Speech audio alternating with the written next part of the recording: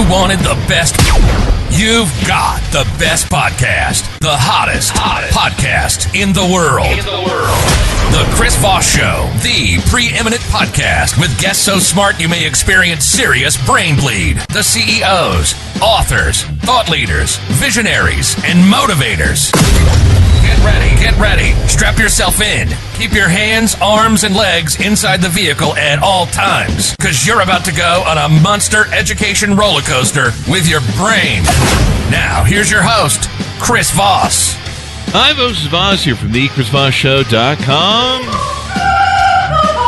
There you go, ladies and gentlemen. There are latest things that makes it official. Welcome to the big show. We certainly appreciate you guys. As always, the Chris Voss Show is the family that loves you but doesn't judge you, at least not as harshly as your wife does, because you didn't do the dishes and you left that glass out today. So knock it off. Invite your friends, neighbors, relatives. Go to goodreads.com/Chris Voss, LinkedIn.com/Chris Voss. Chris Voss won the TikTok and all those crazy places on the internet. And as always, the Chris Voss Show is the family that loves you but doesn't loan you money. Knock it off, people. Quit asking.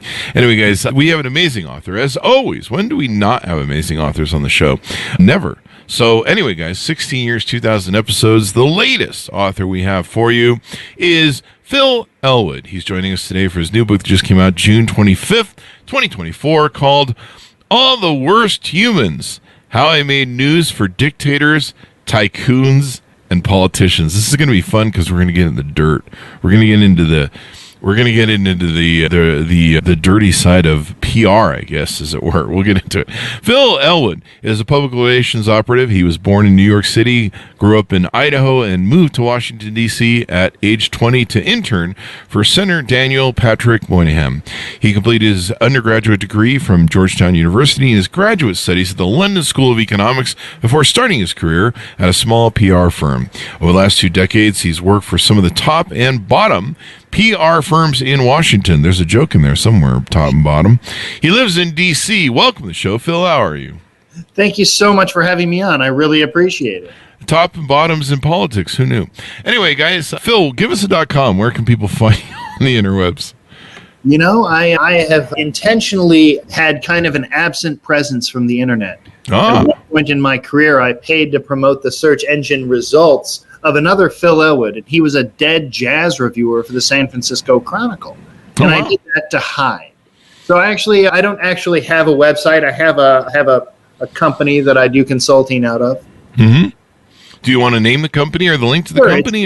It's called For the Story. Eventually it'll have a website. There you go. So give us a 30,000 overview. What's in your new book? It's my first book. It's and probably only. It's a memoir about the last 2 decades working in public relations or public affairs, however you want to describe it, working for some of the, as the book title says, worst humans on the planet. And it all kind of happened through happenstance, but ended up working for a number of Middle Eastern dictators and interests and some Israeli spies. It's all very exciting. That's the 30,000 foot angle view of it. There you go. So you get into some of the folks out there, the dictators and stuff like that. So you give all the dirty details, I guess, in the book. You flesh out all the things you did. Yeah, there's one story in particular that kind of exemplifies achieving positive press results for a very difficult client. So this was back in 2009, and my client was the Gaddafi family. About to ask about that. Yeah, and so I didn't interface with the family very much, but I usually interfaced with the ambassador. And so I was summoned to the embassy one day, and the ambassador was to brief me on the fact that a national hero was going to be released and returned to Libya. This national hero's name was al-Megrahi. Now, I was familiar with al-Megrahi because I was alive in 1988 when he blew up Pan Am Flight 103, killing 270 people bound for the United States over London, Scotland. Mm-hmm. And the first request from the ambassador was to describe what the media's response would be to the release of al-Megrahi. And I'm not sure what kind of language I can use on your program, but shitstorm or shit show is definitely one of the words I used to describe what was about to happen to us. And that's exactly what happened. It was so much so that the director of the FBI, at the time a man named Robert Mueller, penned a letter to the Scottish authorities calling this a miscarriage of justice. He actually used some much harsher language. Mm-hmm. And so the instruction from the ambassador to me was to get a positive piece of press for the Libyans the week al-Megrahi was released. Wow. Okay. Seemingly an impossible task. However, in my research about the Libyans, knowing about my client, I knew that there were 3 or 4 members of Congress responsible for opening the door to Libya. They were a pariah state, a sanctioned state for a very long time, but these 3 or 4 members of Congress opened the door because the Bush administration wanted to use Libya in the war on terror. The enemy of my enemy is my friend. Basically, get the Libyans to kill al-Qaeda for us. Right? There you go. And so I went to one of these members of Congress who happened to be the chairman of the House Intelligence Committee at the time. And I said, I went to the congressman's staff and I said, I drafted this letter that says, knock off the Libya bashing. We don't want to alienate them and lose them as an ally in the war on terror. And I got them to sign the letter. I leaked the letter to a reporter at Politico, who then wrote a story with the headline, knock off the Libya bashing. Now, the way I put it in the book is that I deserve whatever the opposite of a Pulitzer is for this particular piece of work. Yeah. Well, the Gaddafis, how shortly after that did everything go to shit where, it was over a year and a half from that. So was this maybe one of the proponents of that? Maybe? I actually, I don't point to this directly. I allude to this in the book, but I actually think it was his trip to New York that the media exposure he received that showed his people that he was a human being that could be killed. And that's exactly what happened. But we're getting a little ahead of ourselves because we've missed a very interesting step. And that's the visiting Vegas with Muqtasim Gaddafi. Oh, yeah.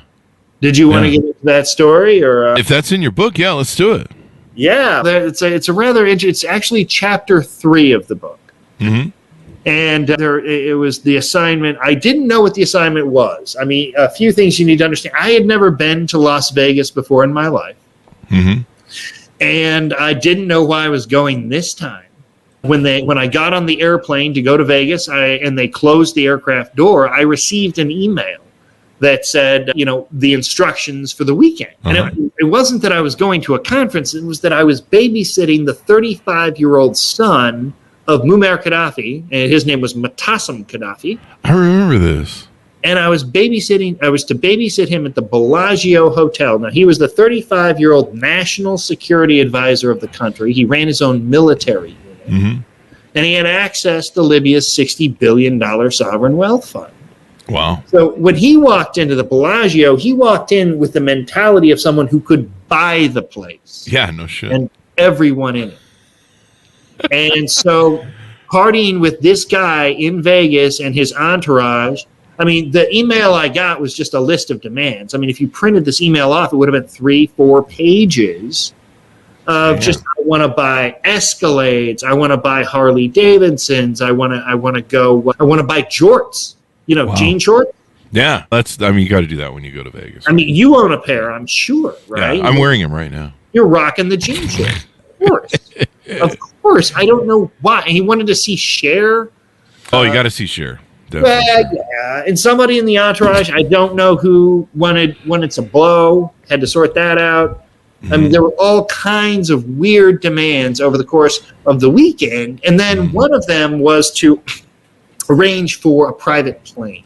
Take his date home to LA from Vegas.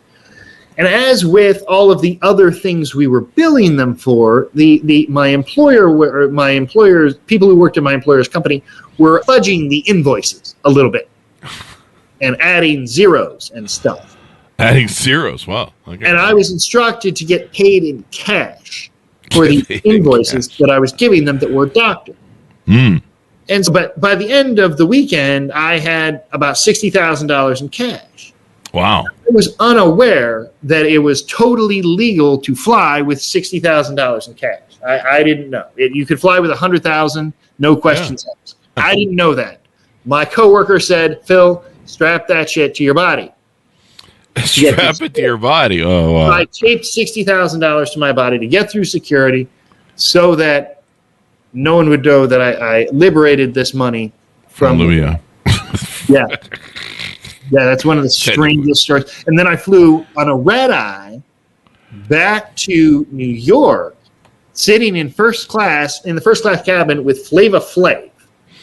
Flav Was in rare form. He was quite active during the flight. That might have been some substance of some type. I'm not here to speculate, but yeah, probably. He's running the Olympics right now, evidently. I think he just bought the women's swim team, evidently. Oh, yeah, water polo, I believe it is. Yeah, he just bought it or something. Yeah. Or he's the main sponsor now. He's supporting the women's water polo team. Got to get laid somehow, I guess. He and Snoop are really doing a lot of great things for the Paris Olympics. They really have kind of taken over as the Olympic emissaries, haven't they? It's kind of. I mean, are they having to be drug tested? That's my only question. Like the absolutely athletes not. Absolutely, Snoop would not. I mean, certainly the athletes have to be drug tested. This seems kind of unfair. Do you remember, like, when Snoop performed at the Super Bowl? Some media outlet, I don't remember which one, reported that he smoked marijuana before going on stage. I mean, that's like accusing Willie Nelson of doing that. Yeah, it's kind of like the more the accusation of shock would be that he didn't. That he didn't. Yeah. You're like, what? He performed without? Yeah. Ooh, we should check into him, see if something. Snoop Dogg operating on pure oxygen performed today.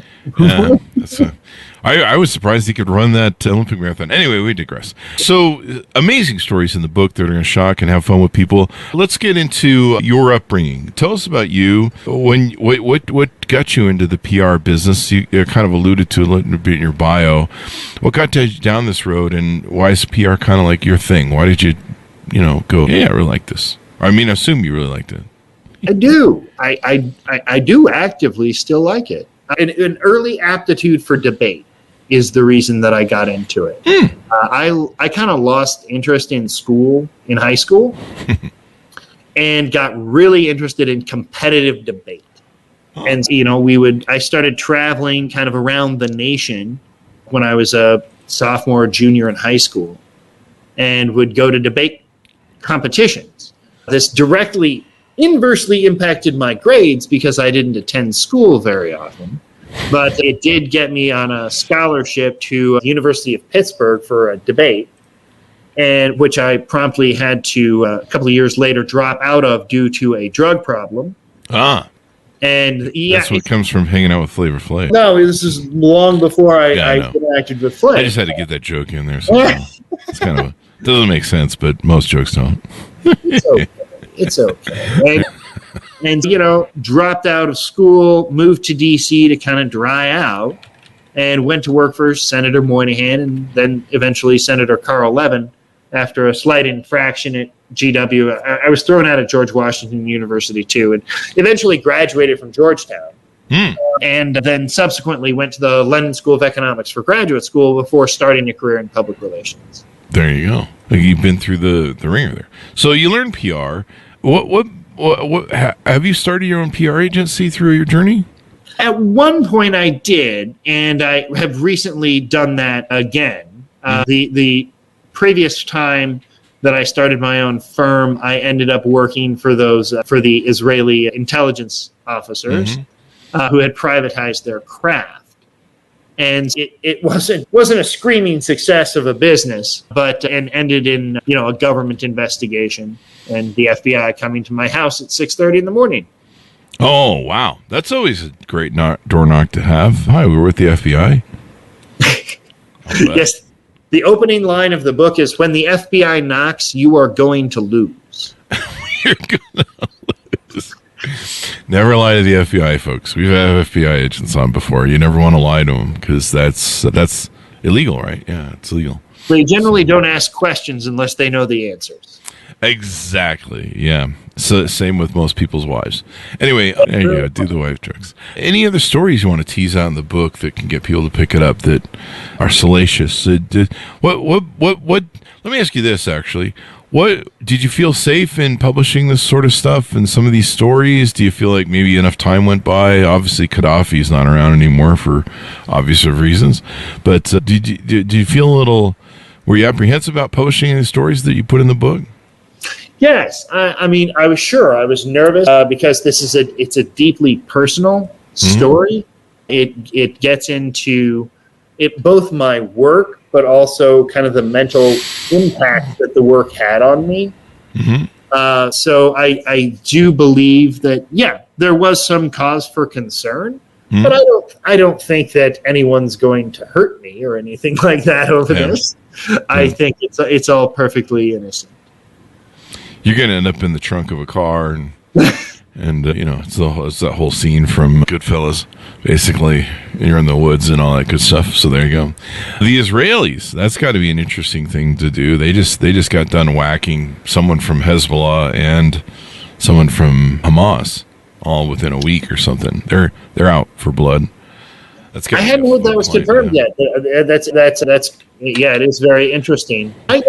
I actually got mixed up with them because I was bored at my job. Because you're bored of your job. That happens to me on Fridays. I get bored and hang out with the third world countries that are. I don't know. Does Israel qualify as a third world country? No, it doesn't. I don't know why I said that. I don't know. So I hang out with other third world countries except for Israel for the obvious reasons. I don't know what that means. There's a joke here somewhere. I don't know where it is. I can't find it. So I'm just wandering through whatever a segue I've gotten myself stuck into, and I'm trying to make it funny. So I just hang out with third world countries in my spare time.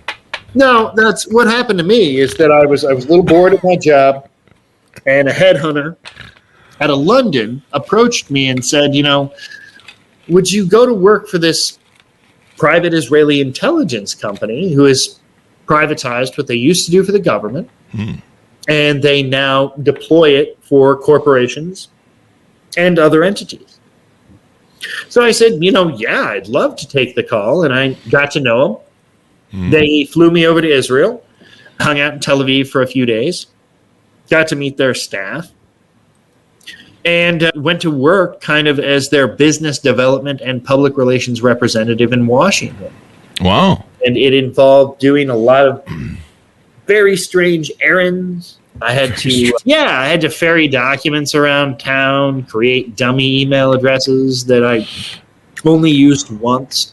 This sounds like something that will get you a knock on the door from the FBI. Oh, yeah. And then they moved a bunch of money through my bank account, through my business account. Yeah. I just south of $1 million to avoid tripping a regulator. Is this, this sounds like something that, definitely get you a knock on the door. Oh, yeah. Definitely. It wasn't a total surprise. I had created a separate savings account for myself with money for a lawyer in the event that I needed one, and it turned out I really did. It turned out. It turns out that I really needed an attorney. Through one way or another, they got mixed. They got in the crosshairs of Robert Mueller's team. And so I had to become a witness in that investigation, which led to a chain of events. And one of the most interesting chapters in the book, I think, is called Target or Source. And that is the point where I've been caught by where I've been questioned by the FBI. 99% sure my name is going to get washed out in the media. So I have to try and protect my name. Like I said before at the top of the show, I paid to promote the results of a dead man. I'm not interested in seeing my name attached to the Mueller investigation. So what I did was went to all of the journalists that I knew covering the Mueller investigation. Some of them were aware that I worked for the Assad group, and I became an anonymous source to all of them. I struck an anonymity deal that said, look, I am not sure what these people are capable of, but I can say I fear reprisals, so keep me anonymous here. But I will help you write your stories about this subject. Wow. And at the time, Mueller investigation stories were in high demand in Washington, and I was able to work with some great reporters on some wonderful stories that kept my name out of the news. There you go. You reveal it. The book is billed as you reveal all your slippery tricks for seducing journalists in order to create chaos and ultimately cover for politicians, dictators, and spies. So, industry secret tactics that led to his rise as a political PR pro. Is this a book that is largely targeted towards PR agents where they can learn some of the tips and tricks of the trade, as it were? No, it's not so much a how-to in that way. It's a little bit much more like a Penn and Teller routine. Ah. I'm trying to inform. They're the comedians who ruined magic tricks. Yeah. I'm actually trying to target the media-consuming public. Anyone who picks up a newspaper.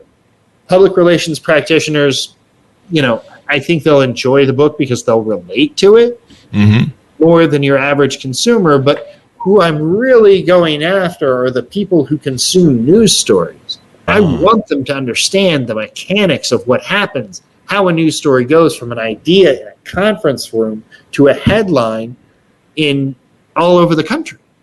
Like there is a mechanical process that I help break down in this book about how news stories happen. And it's it's a really unique look at the media from a different point of view. There you go. Secrets of what goes on behind the scenes. Yeah, we've all seen like All the President's Men and all of the kind of journalist expose movies about how the news is made from their point of view. But nobody's really taken a look at what about the heavily monetized point of view of the people talking to the reporters. Yeah. It's. I don't think people really understand the back end of everything between lobbyists and PR agents and how much money is involved in shaping opinion and all that sort of good stuff. I don't think the average American is aware of it. Maybe they don't care really. That or they got more things to do than they can handle now as it is. It is definitely happening in plain sight. And one of the things that, this book is a number of extreme examples of foreign countries seeking to buy influence in the United States. And I think that's one of the alarms that I'm trying to raise with this book is, hey, there are foreign countries with agendas that we don't really understand that are news stories that are helping them. Wow. One story we haven't talked about yet is the World Cup story. So my client at the time was the Qatari government. And this was 2010. And they were ambitiously seeking to host the 2022 World Cup. At the time, ESPN said it made more sense to play the Super Bowl in a lake than it made to play the World Cup in Qatar. And they were right. It did. But so it's a long shot bid. So my job is not to support the Qatari bid. My job is to go negative on the American bid. Which is expressly forbidden by FIFA's rules. So if anyone from FIFA is listening, I should probably be banned for life from working on a FIFA-related campaign because of this transgression, and it's okay with me if they do that. All right. Yeah, it's a terrible organization. Actually, it's horribly corrupt. But really, FIFA? No way! FIFA, Come on, man. Yeah. Not kidding. I've heard things. Yeah. You should watch United Passions. It's amazing. They made a puff piece movie about themselves and still came off looking corrupt. I think everybody who worked at the Olympics back in the day eventually went to FIFA. I don't know. The IOC, FIFA, kind of yin yang. It's all. My job was to go negative on the United States' bid. So one day, the U.S. Congress, in their infinite wisdom, passed a resolution supporting America's bid to host the 2022 World Cup. No surprise, right? This enraged my client. So they called my boss, and my boss called me, and he said, I told them that you would get a resolution introduced into the U.S. Congress opposing America's bid to host the World Cup. And I said, that's impossible. I can't do that. And my employer said, I said it, you make it true, and he hung up on me. So I went to a bar. I went to a bar, and I was sitting outside at this bar on 17th Street in D.C. called Fox and Hound. And I'm having a drink, and this group of school kids walks by, and they're all morbidly obese. And I was like, there's my answer. And so I got a cocktail napkin and a pen, and I wrote a resolution that said the United States government would not support bids for any international games, World Cup or Olympic, until we fully funded physical education programs in public schools. Oh, wow. And then I reached out to a lobbyist buddy of mine, and I had him get a member of Congress to agree to introduce it, or at least to confirm to a reporter that she did. Wow. And so I leaked the text of the resolution to a reporter at Politico, again, got them to confirm with the Congresswoman's office that it was real, and he wrote a story with the headline, World Cup versus Gym Class. Now, here's the thing. There was a lot of bribery going on during this cycle. And so I can't say that I switched a single vote with this prank. Wow. However, what it did was provide cover to absolutely every voter who voted for Qatar because they could say not even the U.S. Congress wants to host the game. Wow. That's powerful. Right. So when you're trying to influence 22 people, it was supposed to be 24 FIFA voters, but 2 of them were banged up for bribery.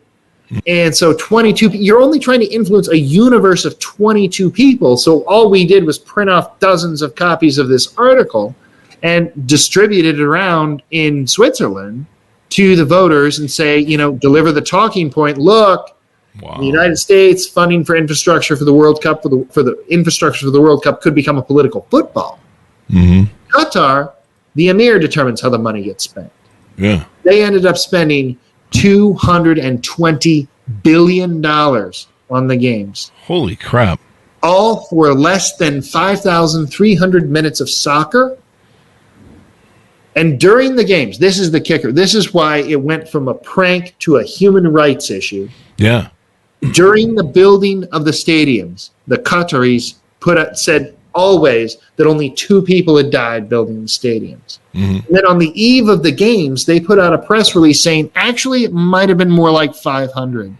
Holy crap. Then American human rights organizations put out a press release saying, actually, it was much more like 6,000 people died building those stadiums.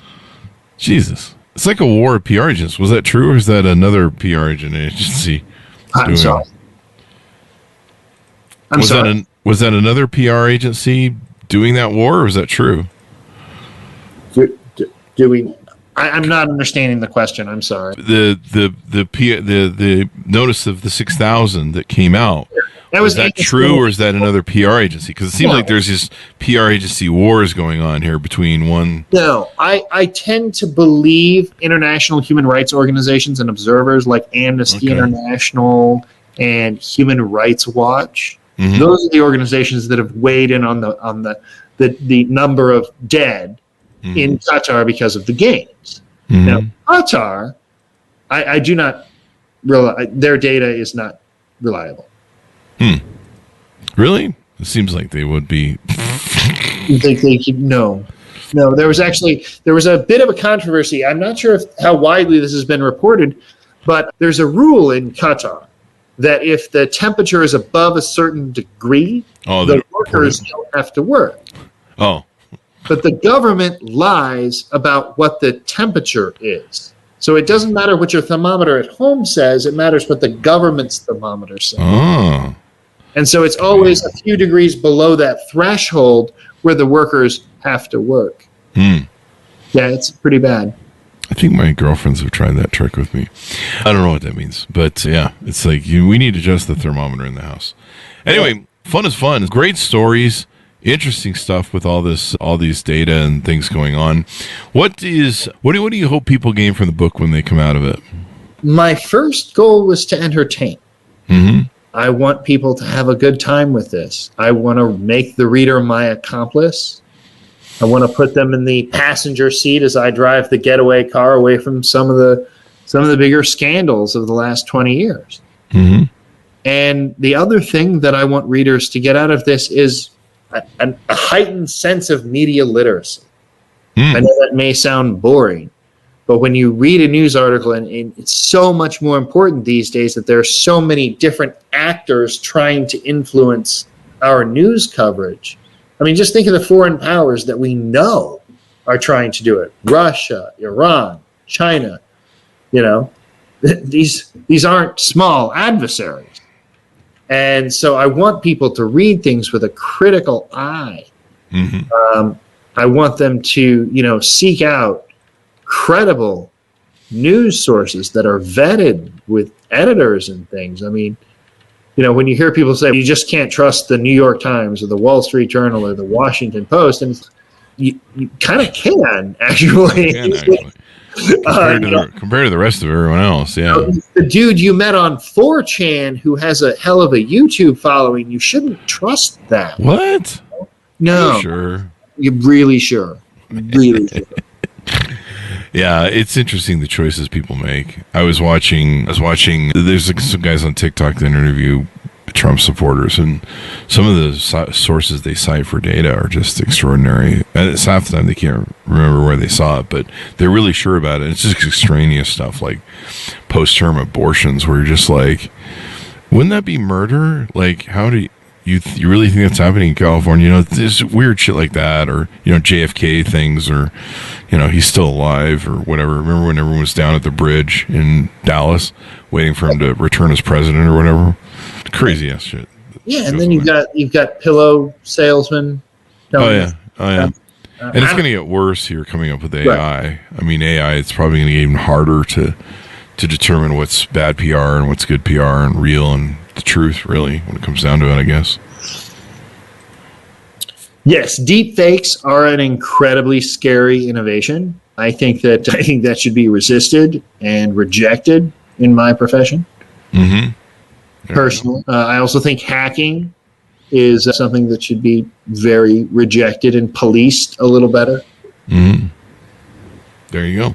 I mean, maybe there needs to be regulation on it. Maybe. I mean, you probably couldn't regulate it because then you'd be regulating free speech, right? It'd be like, but it wouldn't make it past the SCOTUS.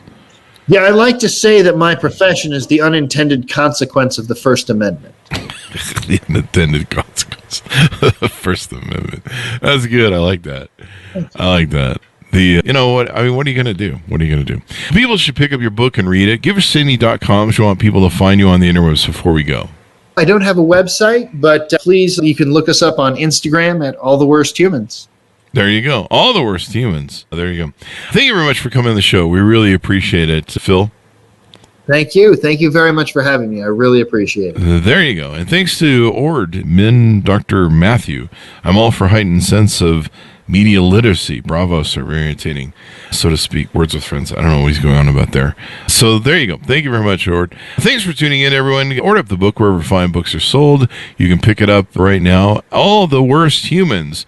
How I Made News for Dictators, Tycoons, and Politicians. Sounds like an excellent read with a lot of fun stories to it. Go to goodreads.com/Chris Voss, LinkedIn.com/Chris Voss. Chris Voss, one of the TikTok and all those crazy places on the internet. Thanks for tuning in. Be good to each other. Stay safe. We'll see you next time.